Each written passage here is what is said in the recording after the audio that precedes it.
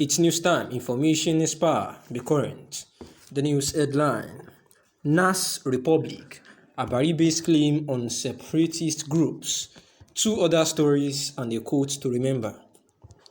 Last week, the minority of the Senate, Nnamdi Abáribe, shocked several Nigerians when he claimed that, apart from the indigenous people of Biafra, IPOB, and the movement for the actualization of the sovereign state of Biafra, known as MASOB, there were over 30 other separatist groups in the southeast region.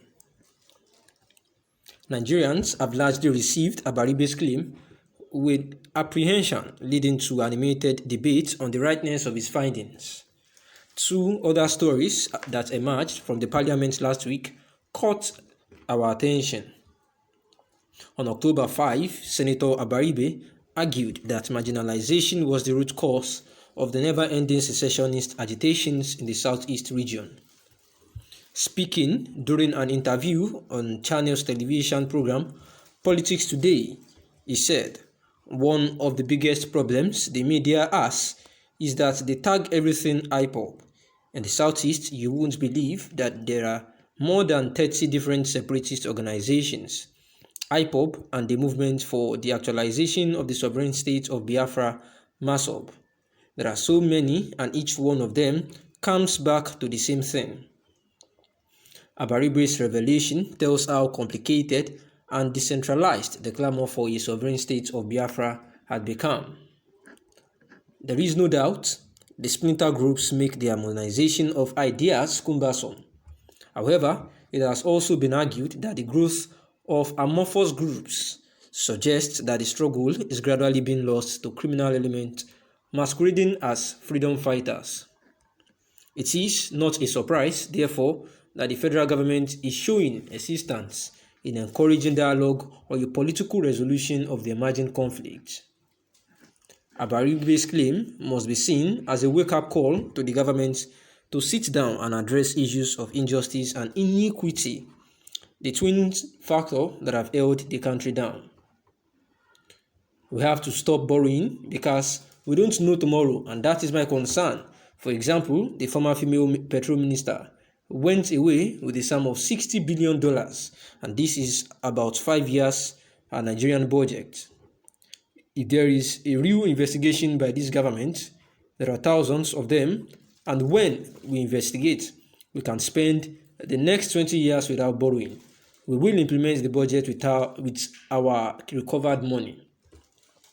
The House of Representatives on October 6 expressed concern at how bandits carried out their enterprise in broad daylight in total disregard for military personnel in Sokoto State. The Sokoto episode is a sad reminder of how the country's security situation has deteriorated in the last 6 years or thereabouts. It also explains why the lawmakers should go beyond merely asking the government to declare bandits as terrorists, but to ensure compliance with the directive. Such a decision should not end on the pages of newspaper or other media platforms, but it should go beyond mouthing complaints. Is the need for lawmakers to also insist on accountability by demanding that the executive render returns on the monies advanced to it for managing the national security. Then we check the Ndumi's take on federal government borrowing. The chairman of the Senate Committee on Army, Ali Ndumi, on October 9, faulted the plans by President Muhammadu Buhari administration to take another loan from multilateral lenders to fund the 2022 budget. Ndume, who addressed journalists in Abuja, the proposal to finance the budget by borrowing more is worrisome. The government should cut down personnel and recurrent costs, increase our revenue, and plug all leakages. The lawmaker's opinion is one that resonates well with many Nigerians. However, beyond the rhetoric, Ndume may do well to lead the move to propose further legislations and implementation of cost of governance structure that can hold the executive truly accountable. This should include, among others, a decision by federal lawmakers to make personal sacrifices by cutting their allowances and other perks as a demonstration of their commitment to bring down the cost of governance. Accùsãtīons stated this while speaking to journalists on the sidelines of President Buhari's presentation of the 2022 budget to the joint session of National Assembly on October 7. He represents Accùsãtīons Roni Gwagwa Yankwashi Federal Constituency of Jigawa State in the House of Representatives. Support Ripples Nigeria holds up solutions journalism.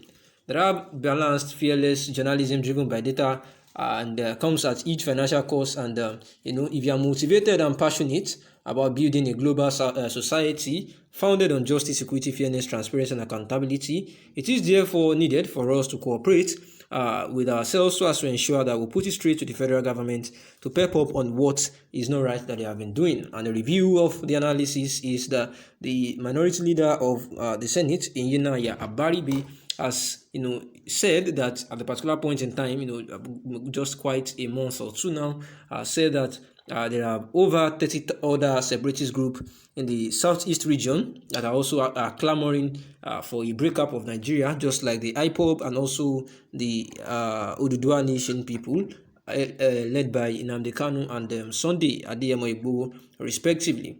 And therefore, he was quoted as saying that there is need for the federal government to ensure that there is a somewhat negotiation, a roundtable negotiation, and make these people feel inclusive. They should have a sense of belonging to the government, saying that this is what can happen, not just going after these people and killing them all along. And one of the problems the media has is that they tag everything IPOB in the southeast. And then one won't believe that, according to Iyinaya, there are over 30 other separatist groups that are also clamoring for same. And the writer is of the opinion that Abáribe'S claim must have been a wake-up call to the government to sit down and address issues of injustice and inequity,